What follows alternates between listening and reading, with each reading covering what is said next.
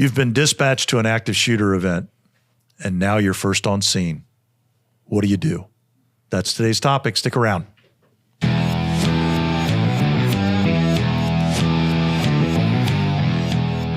Welcome to the Active Shooter Incident Management Podcast. My name is Bill Godfrey, your podcast host. I am joined by three of my fellow instructors here at the National Center for Integrated Emergency Response. Across the table from me, Terrence Weems on the law enforcement side. Good to have you, Terrence. Glad to be here. And Kami Mertz, also from the law enforcement side. Good afternoon. And over here on my side of the table on the Fire EMS side, it's got Scotty Fermankowitz back in the house again. Yeah, I'm back. Good to have you. On the good side. Good to have you back. Okay, so today's topic, we're going to talk about those first arriving duties of the very first officer on the law enforcement side and the first company, engine company presumably, but the first company arriving on the Fire EMS side. So let's say we're going to a report of an active shooter event at a school, high school. Shots fired, we believe in the lunchroom or in the cafeteria, something along those lines. So let's work from there. What are the things going through your mind as the first arriving officer? So the first arriving officer, the first thing I want to do is give that LCAN report, right? So I'm going to identify the location that I'm going into. So if I'm going to that cafeteria, I'm going to let them know the location I'm at, the location I'm going into. I'm going to give them the conditions, right? So I'm going to let them know, do I have shots fired? Do I have people running? Do I have any injured down that I can immediately see? Then I'm going to tell them my actions. I'm making entry. I'm going after the active threat. Whatever action that I am going to go do, I'm going to let them know that this is what my intentions are, and then my needs. So what am I going to need from those the rest of the arriving officers coming up? What do I need from them? What do I need them to know before I go in and start dealing with that active threat? And not to take for granted for some people, because everybody's different, right? But want to make sure, even prior to getting there, you get that initial call. Mm-hmm. Most of us are thinking either, oh my God, or this isn't real. Yes. Right? But on your way there, you want to make sure what I teach our folk is pull off. Get your vest, your rifle vest. Get those plates on, and then also get your rifle ready. That way, once you get there on scene, you're not being so caught up in emotion that you're leaving those things behind and you're not able to be as much help as you can. And I think that when you're saying that, you don't believe it's happening, right? Because unfortunately, we do deal with a lot of calls now, a lot of swatting calls and things like that. So that is your initial thought. That is another thing, though, is you get your gear on, get ready, but important for that LCAN, that size up report when you first arrive on scene, so that everyone else knows this is real, exactly. Right? We do have shots fired, or we do have people fleeing. We have signs that show that this is a real call. Get everyone prepared. Let all of them know. When we're talking about the hot zone, right? So we're going to identify the hot zone. We want everyone else knowing when they're coming in what area we're at and what area we're considering that hot zone. We want to go really large at that hot zone, the entire school, whatever area you're at, so the other arriving officers and first responders know what area is unsafe for them to make entry into. A lot of officers get killed, obviously, on that initial when they're responding. That's where we're getting killed at, and that's what we need to know and put out there, where we're at. And even when we're talking about location, where we're making entry at, that's important for everyone to know. How did you get in safely? Where did you go in safely? And being as specific as possible, right? So one of the things that we have a habit of doing is keeping information to ourselves. That pertinent information is really, really important. And it's absolutely worthless if you're the only person that knows it. If you're not getting that information out to the people that are coming up behind you, you're not doing anybody any favors, and you're putting them at risk. Yep. And that's that panic, right? That panic sets in. You show up and you're like, oh no, this is real, and panic, and you're just running in there. And it puts you at a deficit because nobody knows where you went into and what you're seeing, what you're hearing. It puts everybody else off guard too, because they don't know what they can do to help you, what they're walking into. And the crazy part is, and I shouldn't say crazy, but I think it's something to think about. If I'm talking and communicating, then I'm breathing. And if I'm breathing, then I'm thinking. Yes. But if I'm not doing either of those two things, I'm probably in black. And I am so far out of control that I'm not going to be a help to the people that I'm there to help. So if I'm being intentional about communicating on that radio to the people that are coming up behind me, making me breathe, making me think, then I'm able to do the job that I'm there for. So I want to re-hit this because I think, Kami, you gave an excellent summary of the size up report, locations, conditions, actions, needs. And Terrence, you made a really good point about arriving prepared to fight. As Kami, as you pointed out, the bulk of law enforcement officers getting shot in active shooter events are being shot on the exterior, either on approach or something on the exterior. So arriving prepared to fight is important. It's also a little bit controversial. Not everybody understands that. And certainly a lot of the civilian population says, hey, that 30 seconds you took to pull over and stop and do that was 30 seconds earlier. You might have been able to get in and save a life or stop the shooter.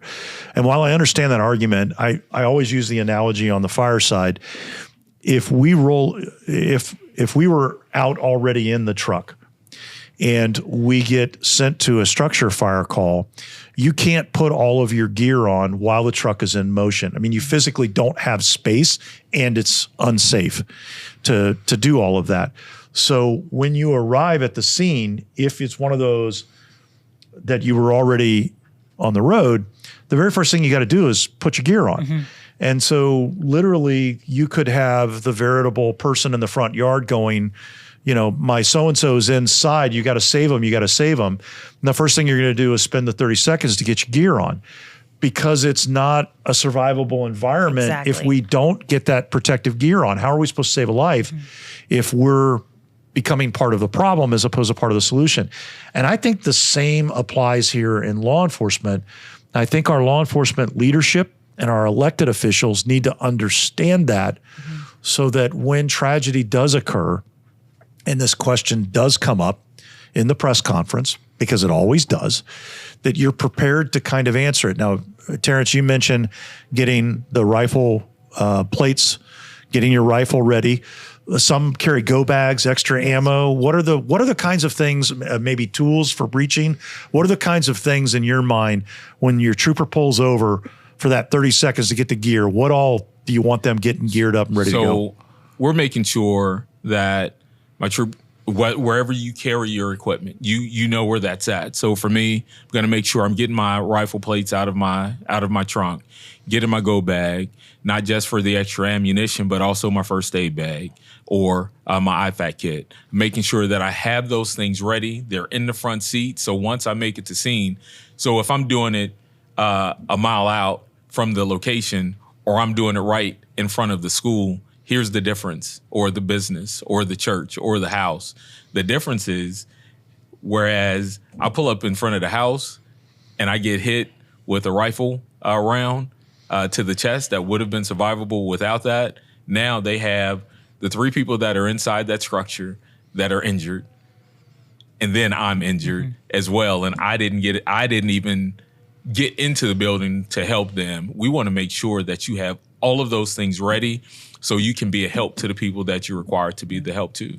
And some of the things that we have, I know your go bag you're talking about, we have the same as a tactical bag where we have tourniquets, we have quick clot, things like that, so that if I do go down on X, I can self-treat, right? So that other people can worry about the other survivors inside, because they're likely going to have to pass me if they're still an active threat. And so that I'm not, if I do become part of the problem, that I'm not contributing to the problem. I can't have those things, but it's important for me to prepare myself, have that kit ready to go, and don't be part of the problem, right? Don't make yourself part of the problem. Don't show up without a vest. All of those things that you have to do, that you have to stop and prepare yourself for before you get to that scene. Yeah, and one of our instructors recalls an active shooter incident that he went up to, and just because he makes it to scene and he sees everybody else running in, it is impossible mentally for you now to stop and now get your rifle and get your bag, get your vest when you see everybody else running in. Your thinking is completely different at that point. And now you feel it's your obligation to make your way in there, regardless of the fact that I'm putting myself at a higher level of risk without the ability to protect myself.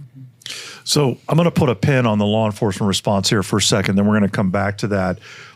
Scott, on the fire EMS side, your first arriving unit, probably an ambulance and at least an engine company, not going to go straight to the scene. No. Nope. So the first thing they're going to want to do, I mean, obviously we're going to pull over and we're going to pull over somewhere. And thinking of this event and what it is, I know we use the analogy of a school. So understanding a lot of people go to a school. So there are going to be a lot of resources that are coming. So the first thing that we can do is we can actually pull off to the side. We can pick an area, which is our staging area. That is going to be crucial. Not only picking the staging area, but thinking of it, is it big enough for the resources? But then we have to notify dispatch to allow all follow-on units, including law enforcement, to go to this area. Now that's going to begin diverting people into that area and prevent that overconvergence of resources onto the specific site. That's kind of the number one thing, and establishing it, noting it. Secondary to that is understanding, if that first in company officer knows where this is going to go, there are other critical tasks that need to be fulfilled.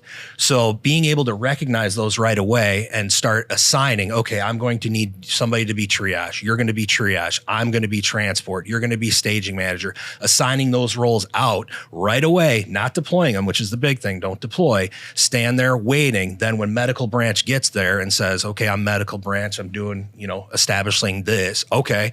They call the staging. All right, staging area set here. I've already got one ambulance for you. I've got a triage and I've got a transport. A lot of that work is taken off of them. Right. So that first in company officer on the fire side can really set the trajectory for the rest of that incident just in the first couple of minutes. And save time. Yes. Absolutely. Yes. And save a lot of time. Okay. So that's going on at the staging area because let's face it, those first couple of minutes, law enforcement isn't even sure what they've got yet. So we're not rolling into that hot scene on the fire EMS side. It's not that we won't be going in or we won't be going down range, but there is a phase to this. Law enforcement's got to get a handle around what they've got and determine that it's a reasonable situation for fire and EMS to deploy into. So that's happening. We get the staging area kind of picked and sorted out. Make sure that the fire department dispatch lets law enforcement dispatch know, hey, we got this staging area picked. So meanwhile to that, your first officer's downrange has made entry. We use the example of the cafeteria at school. They've made entry. Now you got your second, third, fourth arriving officers. What are the things that they need to be thinking about and doing, and how do they communicate with that first arriving officer? How does all of that unfold to make sure it's a team response? So when they're arriving on scene, they need to be obviously communicating with the first officer on scene should have already communicated themselves as tactical or contact team one. I'm sorry.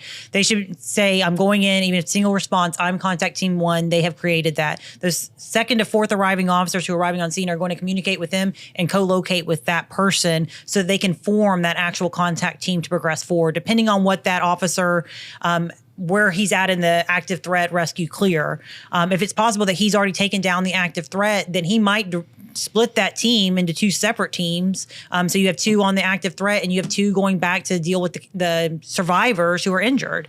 And so that's the decision that that contact team in that leadership role of that first contact team going to say, I need one to come with me. You're going to come with me, be contact team one. The other two, I need y'all to be contact team two. Y'all are going to go and set a CCP up, or start thinking in what role you're at, depending on where you're at in that progression from active threat to rescue. Right.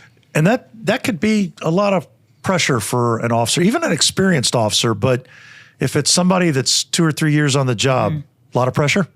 It is a lot of pressure. And the strange thing is that 2-year or 1-year officer may be more trained up than that seasoned officer, right? Because that young person recently came out of the academy, recently did some very fresh active shooter type training. They may be the one. And that's why you have to leave your ego at the door. Yes. If I'm not trained up, I'm going to look to you for some guidance. Yes. And making sure it is so much more. And you have to instill that confidence in your people. And you have to do that regularly. So when they do get in that situation, that they feel that they have the ability to overcome. And on the other side of that too, if it is one of the second to fourth officers that arrive on scene right prior to us making that tactical, they're arriving on scene. If they're realizing that that first person is not going to be able to take a leadership position or they're freezing, it's up to them to kind of get get everything back on mission, right? Yeah. Is to come in and start taking a leadership. Somebody has to take ownership. Somebody has to take leadership. Yeah. No matter where you're at in that first contact team, somebody has to start putting this train on the tracks. So let's go down that rabbit hole for just a second. Imagine your literal first arriving officer that made a solo entry and went through the door, you've either lost contact with them, they're not responding, or maybe they didn't really do a good job of getting maybe they didn't do a good job of the size up report. They didn't explain things well. You're the second, third, or fourth arriving. You're coming in that immediately follow on stack. Go down a little bit about how to put that back on track. You use that phrase, we got to put this back on track. How do you do that? So I believe in that second group of people, that second, third, fourth group of people, somebody there is going to have to be the mouthpiece for that group, right? Hey, we have lost contact with contact team 1. We're going to be looking for him, giving them, this is what I have now. If I haven't heard a size up report, if I haven't received any information, if I know absolutely nothing, it's my responsibility or our responsibility to make sure that that information is getting back to dispatch, getting back to those folk who are on their way so they'll know what they're running into.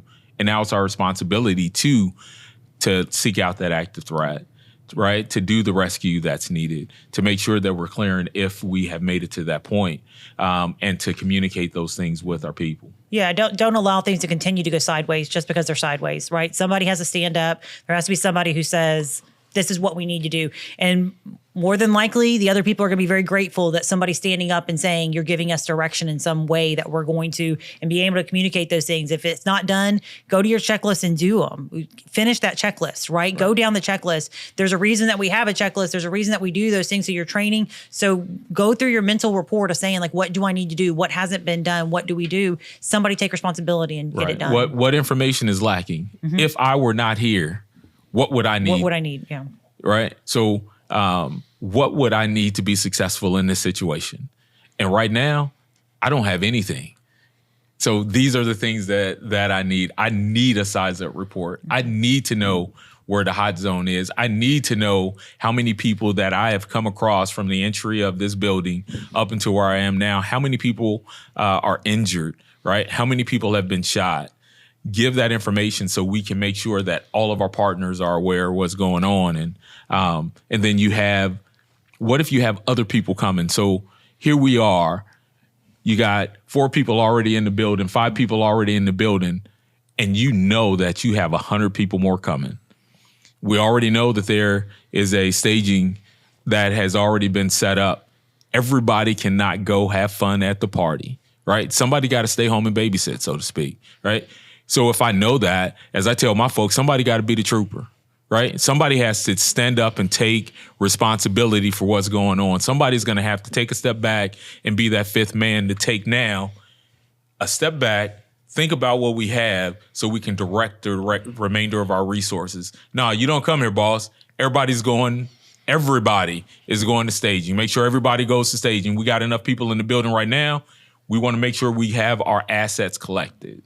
And taking on that, when you take that ownership, you're tactical now. So using that moniker, saying I'm tactical. That way, when they're calling out, they're not having to remember who it is, what number you have, right? You're tactical. It's very easy in a stressful situation to remember tactical, and those contact teams can call back and they now know who's in charge. Right. They know who they're working for now. And so that's accomplished that mission of, you know, who's who you're responsible to. And then you can move on to your checklist where what's your responsibilities, right? You're debriefing. So you've gotten it, you've redirected everybody staging, you're starting to go down your checklist. What do I need so that I can, or what do they need downrange? What do they have going on so that I can get additional resources effectively downrange? Now, and that's crazy, right? So we changed numbers. So some of the people in my district changed numbers last week.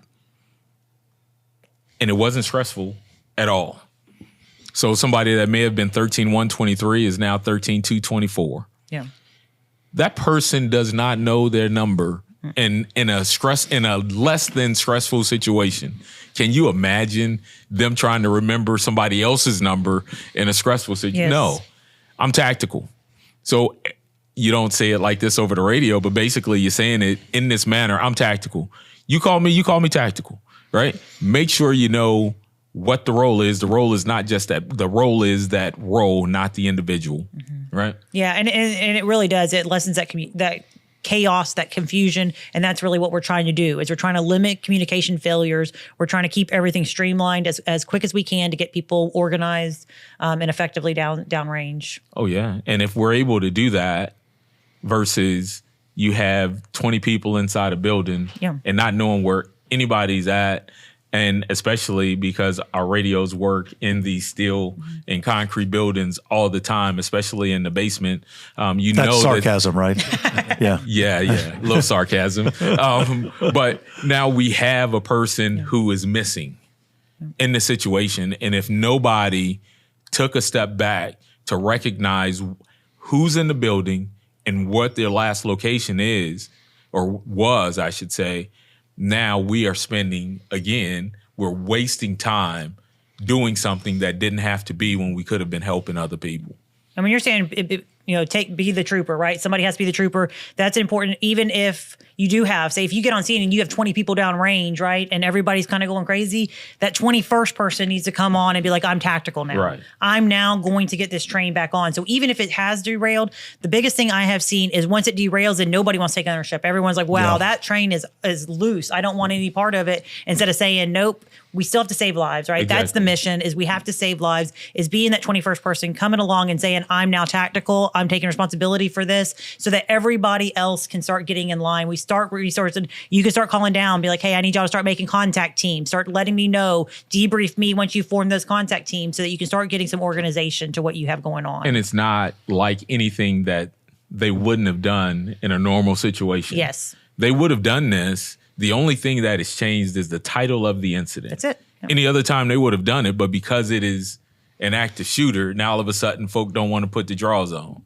Right? Yeah, that's it, right? Is that, yes, and it is. It's taking, that's the whole thing, though, is everybody's hoping that somebody else comes along and takes that position. And so there has to be somebody who's a leader and says, I'm taking it. I'm taking it. We're not letting it get further down. And I think you guys are hitting on one of the central tenets and purposes of the active shooter incident management checklist is, look, these are the things that are supposed to get done. And generally speaking, these are the things that are assigned to. So one of you said earlier, Terrence, I think you said this, if the first arriving officer is giving you nothing, this first arriving officer duties still have to get done. It doesn't matter whether you were the second, third, or fourth. Right. If the checklist items under the guy before me aren't done, then I do it. I do it, or I get somebody else to, I assign somebody to do it, but it's got to get done. And the same is true for our fifth man who becomes tactical. As you put out, look, the idea behind calling it the fifth officer or the fifth man is that generally speaking, that's the point of the response in which this position needs to get stood up. Realistically, it's rarely the fifth officer that actually grabs it. It is way down in the stack, but somebody's got to do it. And if the first law enforcement supervisor rolls up and tactical hasn't been established, guess what? All those tactical duties got to get done. Right. Exactly. So somebody's got to, like you said, somebody's got to grab a hold of this runaway train and say, well, this is going to suck, but it's my day in the barrel, and I'm going to have to we have to get save this lives. done. That's what we have to do, right? So we have to get somebody in that position. Somebody has to raise their hand and say, it's going to be me. Yeah. And once that tactical position gets stood up, generally that begins to be the point at which you're starting to get at least some awareness of what's going on inside. You're starting to get a sense of the scope, which obviously we want to pass to fire and EMS as quickly as we can. But it's right in that point where tactical getting stood up, that first law enforcement supervisor's getting there. Hopefully your battalion chief's getting there as medical, but if not, it falls to the company officer to take medical and get her done so that we can get triage and transport up to where tactical is, and they can work the problem together. Did I miss anything? No, I think that's the biggest thing is finishing on that, right? So when tactical gets there, they have to worry about with sound range, but it is imperative also, like you're saying, right, to look to the left and right and be like, I don't have my triage and transport, and to rectify that, get that unified command down there. So you're going to look around and realize this is what I need to complete the mission, is I need these resources there. So not to forget about that, because that's imperative too, is that you're not trying to do it by yourself. You're not trying to live on an island by yourself and just calling back to medical branch, that you make sure those resources are getting down range to you. And here's, sorry, go ahead, I'm Terrence. sorry. If you're trying to do that by yourself, you're going to fail. Oh, yeah. And you're putting people at risk unnecessarily. So use the help that's there for you. Make sure you get it there if it's not. And I just, perfect segue. Pro tip here for those that are listening, pro tip. when you're the triage and transport person in staging from fire and EMS, and it's your time to go forward, get a cop assigned Yes. to you to escort you forward, to take you forward in one vehicle, probably the police vehicle. Get up, let them get you and deliver you to tactical. And then that police officer stays as an aide to tactical Absolutely. because it's a tough job. Oh. You're going to need it. You're Yes. going to need the help. For sure. Right? So you want tactical to love you as the triage and transport? Bring him another cop to help. Yes, we brought you a friend. We brought you a friend. We've come to help, and we've brought We a brought friend. you a friend. Yes. All right. Well, hey, this was, I think, a great summary of the difficulty and the sequencing of the jobs of the first few arriving people. Thank you for engaging this and the passion for having this conversation. Appreciate you guys coming down in. If you have questions about this or any other topic, or you have some specific challenges that you'd like to discuss with us, please feel free to give us a call at the office or shoot us over an email at info@c3pathways.com. That's info@c3pathways.com. We look forward to talking to you the next time. Thank you to our producer, Carla Torres. And until then, stay safe.